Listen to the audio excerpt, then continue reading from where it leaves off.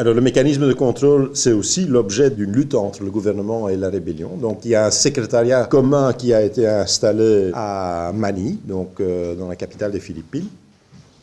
Et le gouvernement des Philippines refuse, depuis l'instauration de ce secrétariat conjoint, de convoquer l'organe de contrôle, le Monitoring Committee. Hein. Donc, ils refusent que leur délégation participe aux réunions. Depuis des années, c'est sujet de discussion, et donc maintenant, il y a un accord pour quand même le mettre en route. Le gouvernement des Philippines a d'ailleurs encore essayé d'une autre façon de saboter ce mécanisme à un certain moment. Hein. Donc, ils ont commencé à... et c'est publié dans cette publication-là du Front National Démocratique, ils ont commencé à... Parce qu'il y avait beaucoup de plaintes contre les militaires et très peu contre la guérilla, hein, qui arrivaient, parce que les plaintes arrivent évidemment, seulement le gouvernement refuse de les traiter.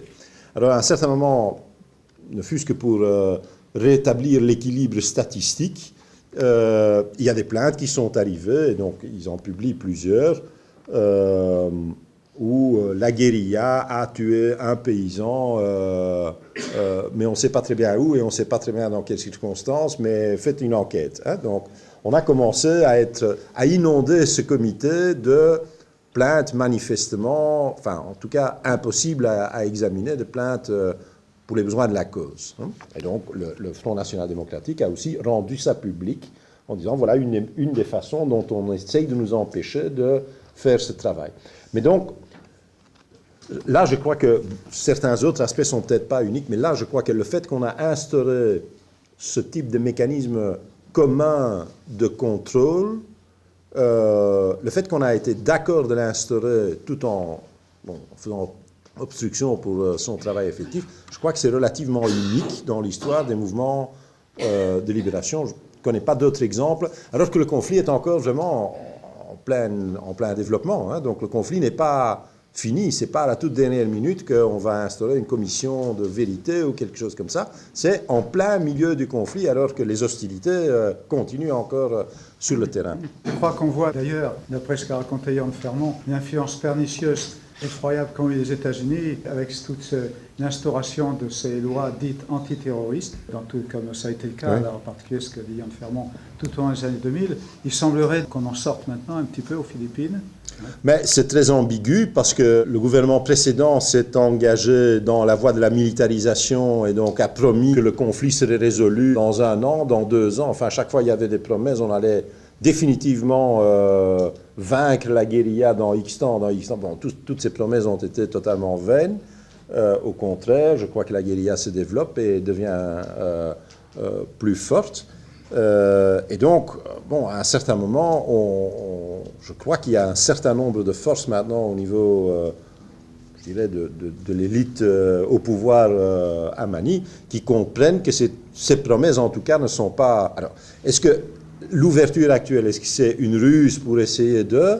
est-ce qu'elle est réelle? Est-ce que c'est un peu les deux en même temps? On n'en sait pas, on verra. Mais je crois que ce qui est important, c'est que...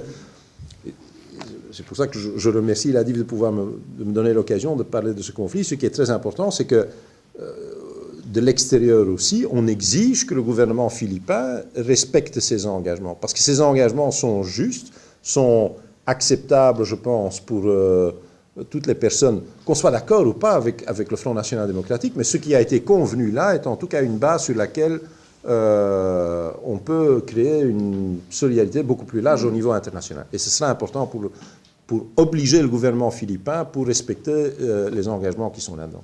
Oui, je crois que c'est absolument pas contradictoire de ce qu'on a dit antérieurement en relativisant la solution miracle des juridictions auxquelles on déléguerait le pouvoir de dire le droit.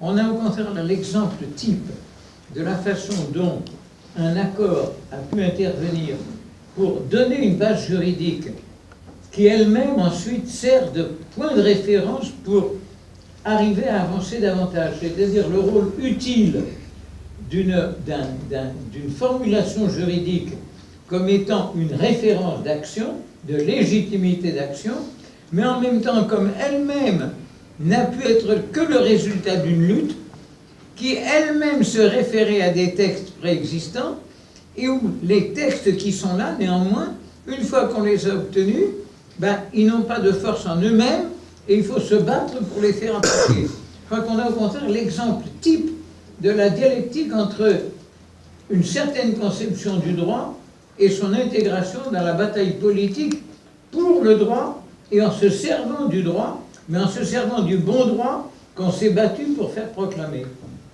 Oui, je suis entièrement d'accord avec ça.